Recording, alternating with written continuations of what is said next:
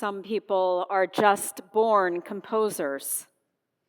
Wolfgang Amadeus Mozart was one of them. At the age of 5, he sat down at the harpsichord and plucked out his very first piece while his father wrote it down. It was 10 measures long.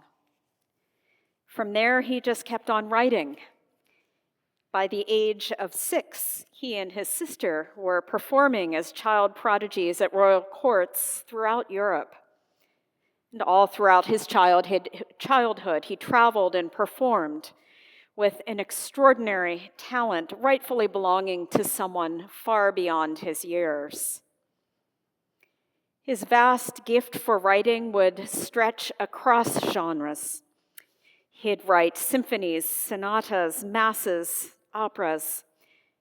And yet, despite his prolific work, he had trouble at times holding down a steady job. Often his own interests didn't match the interests of the wealthy few who would pay his commissions. Throughout his life, he spent and borrowed beyond his means. And in what would be the final months of his life, he accepted a commission to write a Requiem Mass in order to put food on the table for his family. He was paid half the money up front, with the other half to follow upon completion. But he wouldn't live to complete it. He would fall ill and die, too young, at the age of 35, and was buried in a common grave outside Vienna, with just a few mourners at his graveside. His student, Franz Süssmayr, would finish the work to earn the rest of the commission for Mozart's widow and children. How do you complete a work started by a genius? Can just imagine him with fresh grief from his teacher's abrupt death, sitting down at the keyboard in front of the incomplete score, reading, playing, thinking, and rethinking, piecing together the snippets scribbled on little pieces of paper, a jigsaw puzzle without all the pieces. An honor on the one hand, a burden on the other, carrying out the work of the one who went before him.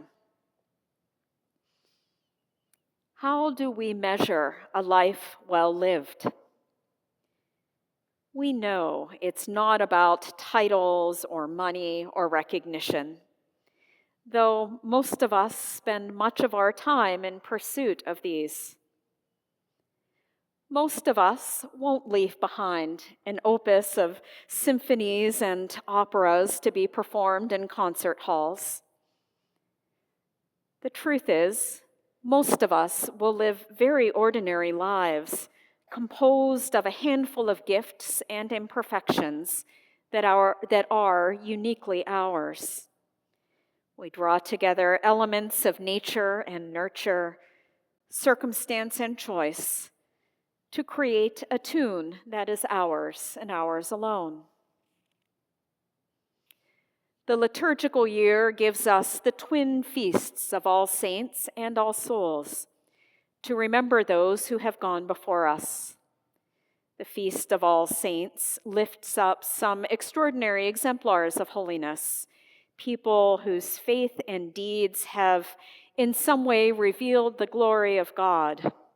We celebrate their unique accomplishments and their distinctive sacrifices. But that's just part of the work of remembering those who have gone before us. The Feast of All Souls lifts up the rest, the ordinary, the broken, the incomplete. All Souls Day reminds us that even when someone we love has departed from this life, our God, that great creator and composer, is still at work in the life to come, gathering up the fragments and assembling the pieces so that nothing will be lost. In tonight's gospel, we hear Jesus say to Martha, "I am the resurrection and the life. Those who believe in me, even though they die, will live. And everyone who lives and believes in me will never die.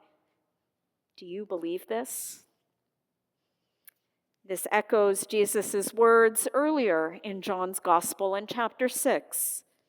It is the will of the Creator that nothing should be lost, but rather everything raised up.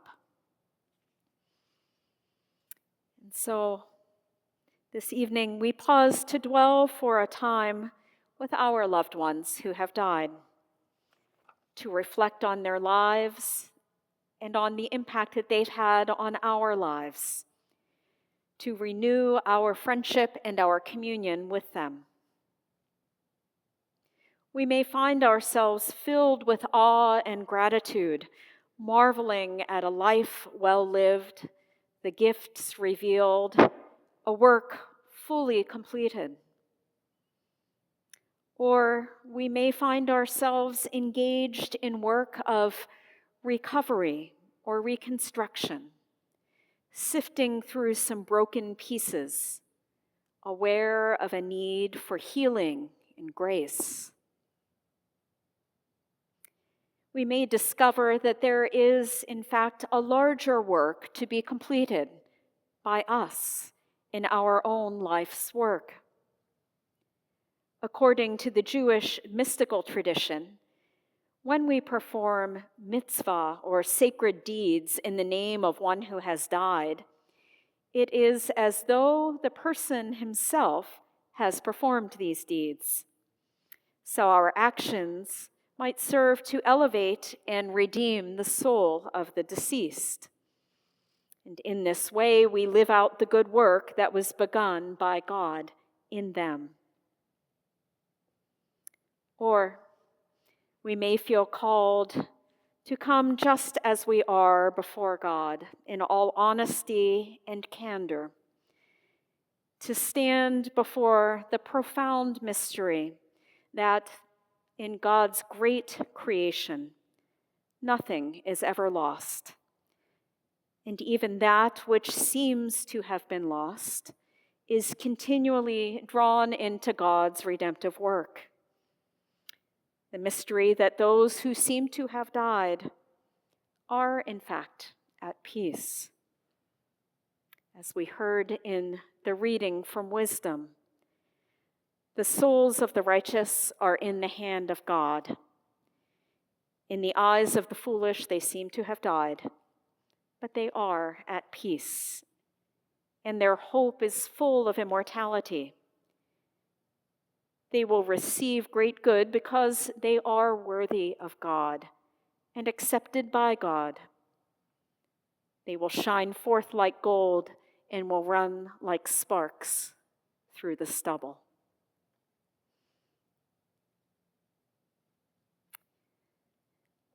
We'll take a moment of silence now. Then I'll invite you to remain seated as the names of our loved ones are read aloud. After the names are read, all who wish to do so are invited to come forward and to light a candle as a sign of remembrance.